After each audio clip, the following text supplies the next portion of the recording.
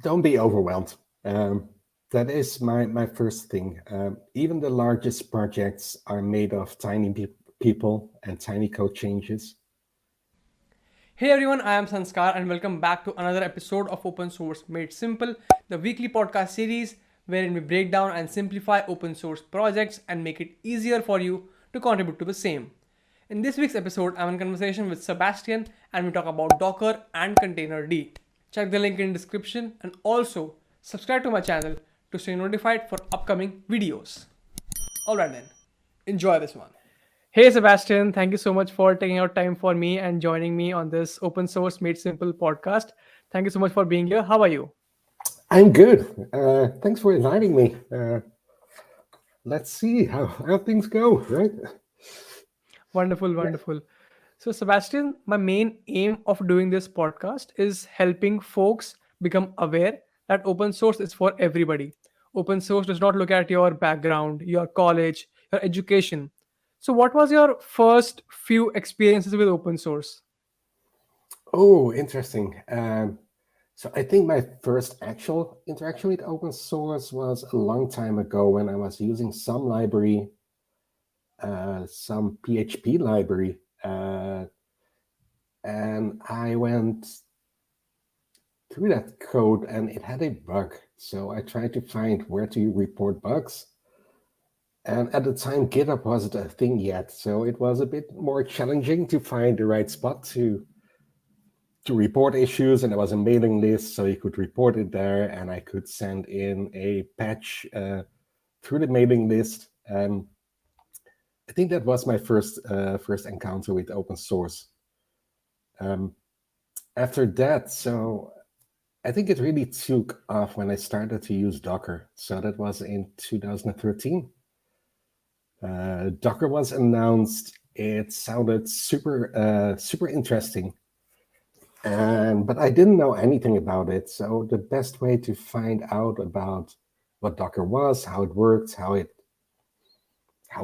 worked, and what it could provide was on GitHub. There wasn't a lot of documentation yet, so I started to read along with issues that were created, pull requests that were opened. And that's really when I started to interact more with open source. So I started to read along with issues, and at some point I knew more than others, and I started to reply to them as to, hey, I know the answer to this one. And at some point I saw a typo in the documentation. So I think as many users started, I wanted to fix the typo. And then things became interesting because they wanted me to change something and do a rebase and amend my commit, and I didn't know how to. So there was a bit of a learning curve there. It was also scary as hell as to Docker was this big giant project that everyone was using. So it was scary at first to start contributing. And yeah, if you're interested in doing things in open source, I think that is an important takeaway. Don't be afraid. Everyone started somewhere, and usually the True. maintainers of a project are fully aware of that. So they will try to spend some time to help you make your contribution and to get things done. And make mistakes. It's good. Everyone makes mistakes, and that's one thing I try to teach whoever I'm working with is to don't try to shove your mistakes under the carpet. It's part of the job, and it's especially if you're more senior than others. I think it's important to show that you make those mistakes and admit that you make a mistake or that you didn't know how something worked, because no one knows everything. And it's better to just say, oh, I didn't know this, than to try to come across as I'm the know-all person that never makes mistakes, because that doesn't help new contributors. True. Yeah. So, what have you learned so far, being a maintainer of a big project like Docker? What have you learned about the mentality of folks, like where do folks struggle while contributing to big projects? Oh, I think so. Things I learned are many things. So as a maintainer, what I definitely learned is that communicating asynchronously in writing is complicated, and very often the devil is in the detail, and it can be very tiny differences in how you phrase things in writing, whether or not something goes well or not. Um, a simple example: someone complains about a bug that has been there, and there are bugs, and there will always be bugs. But the way you reply to something like that can make a big difference between that issue completely escalating if someone really has a grudge as to, oh, this is broken, or you can have a good conversation with that person. And sometimes it's very subtle. Um, a good example of that is someone opens a bug report and either it's already fixed or it's not a good bug report, or for whatever reason you need to close the ticket. And one thing I learned there is a very subtle thing at the end as to whenever I close a ticket or a pull request, I always leave a sentence at the end that I close the ticket, but that they are free to reply or to continue the conversation after I closed it. And I learned that made a big difference. In many cases, people don't reply after, but you're making it clear that you're not trying to close the lid on them. Because if you just close, you will get replies from other people or that person as to why was this closed, and people get upset because of that. And so those are very subtle differences or subtle things that make a difference. What was your other questions? You asked something more as to what? For contributing, what is something that people struggle with? Right. Um, it depends. What's important if you're new to a project and you want to start contributing? And I don't think there is a really shortcut to that, is to have a look at the contributing.md file in the repository. Usually that has some information as to what do you need to do if you want to start contributing. And those can be some guidelines, some rules that are needed. Of course, always interpret them as to, do I need to follow everything to the letter, or can I be more flexible? But for example, in our repositories, we require all commits to be signed off. So that means that there's a line at the end that tells Right. you as to, I made this code change, or I was given this code change by someone else, and it is okay for me to contribute this. And if that's missing, then our CI will fail and we cannot accept the contribution. And many people miss that because they don't read the guidelines, so they just start contributing. So that's something that people struggle with, because the next step will be that you need to update your commit, and then you need to learn how to use Git. And not everyone is familiar with rebasing, squashing commits, and amending commits. So then you often get into a learning curve.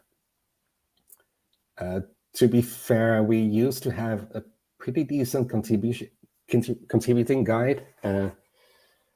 Due to time constraints, that guide became less well.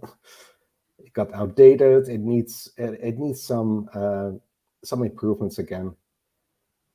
And I think that's what you see in many projects, is that maintainers do not always have the time to keep such guides up to date. So sometimes it's needed to ask a maintainer as to what's needed, or can you walk me through this process?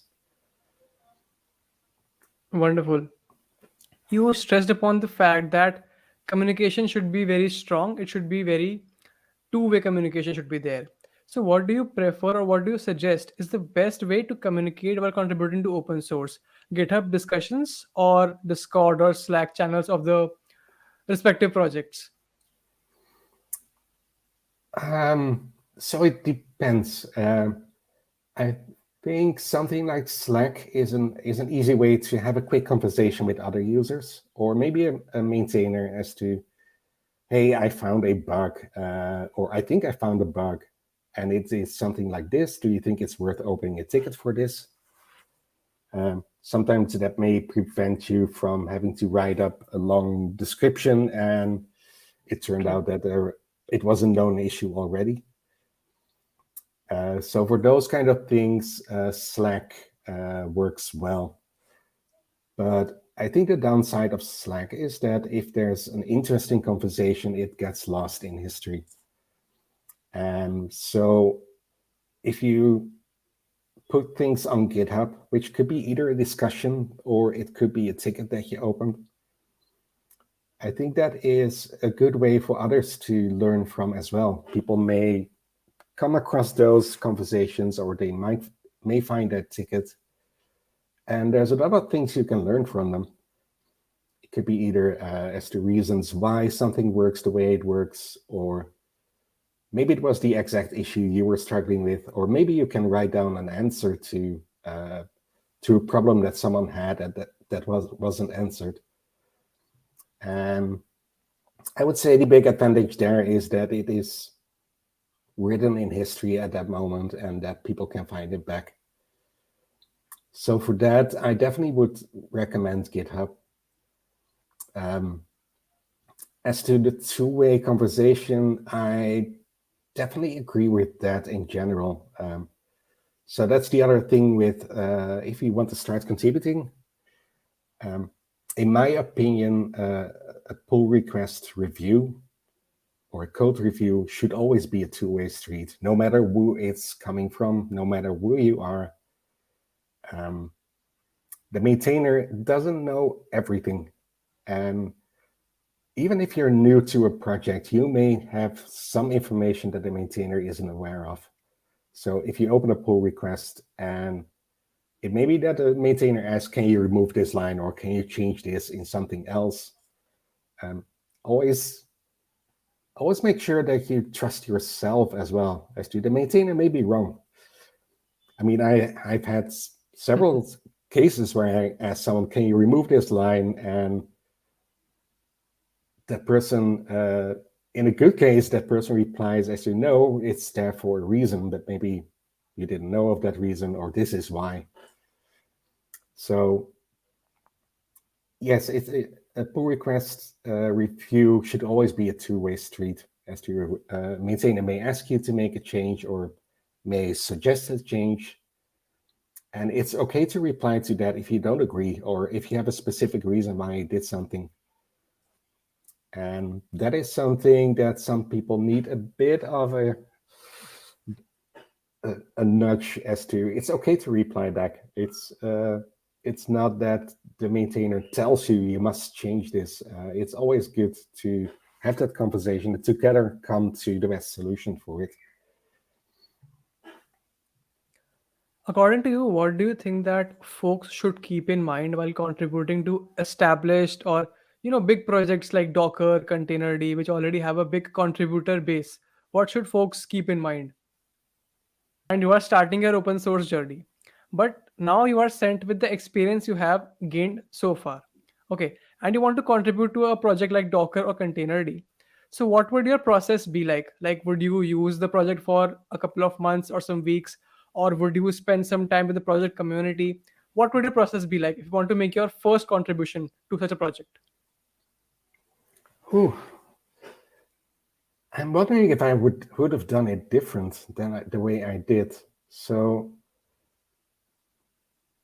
basically what I did, but in my case, the project was still early.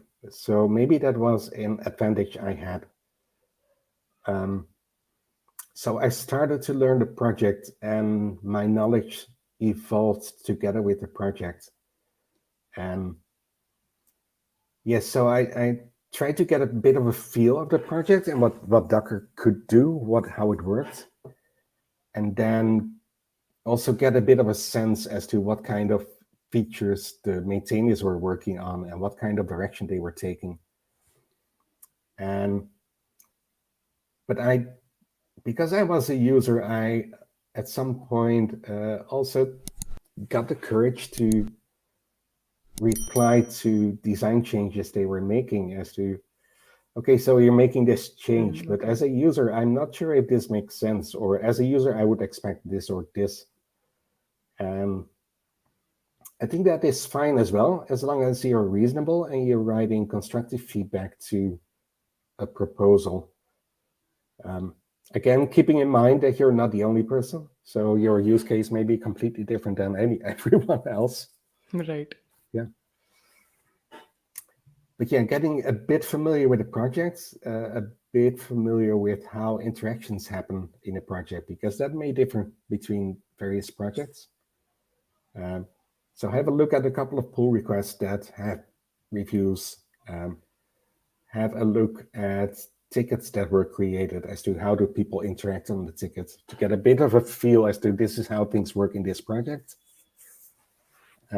That's always a good thing to do, because then you know what to expect, then you know what maintainers or reviewers or other users will expect you to do.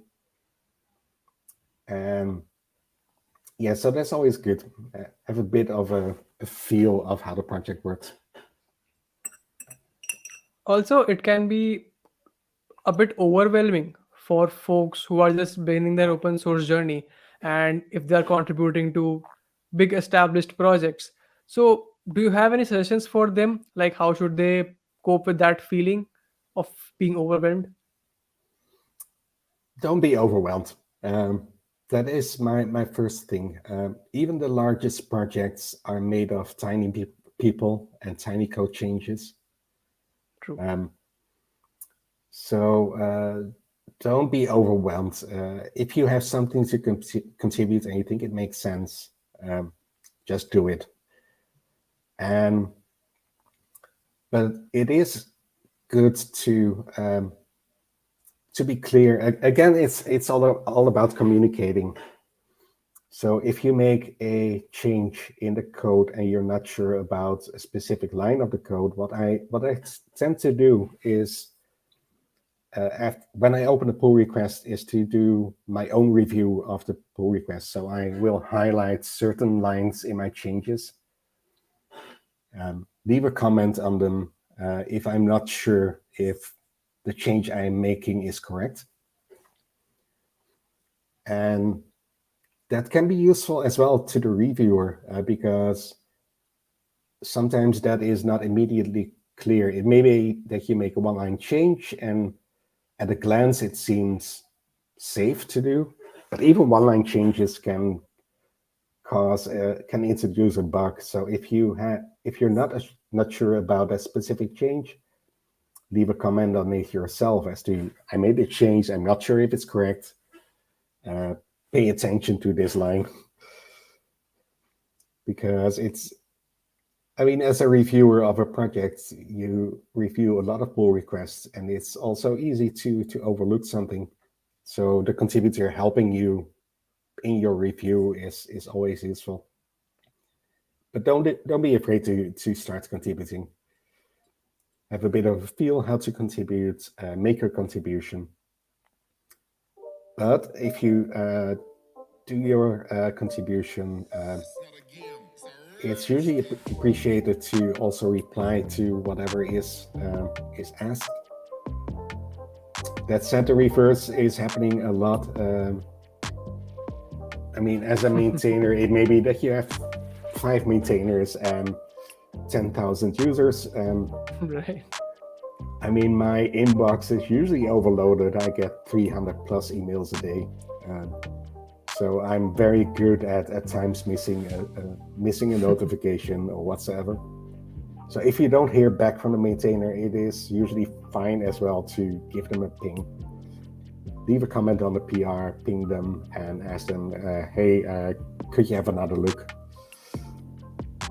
And that is that's fine. We can still ignore it, but it's good to sometimes give them a nudge as to, hey, maybe you're forgetting this one.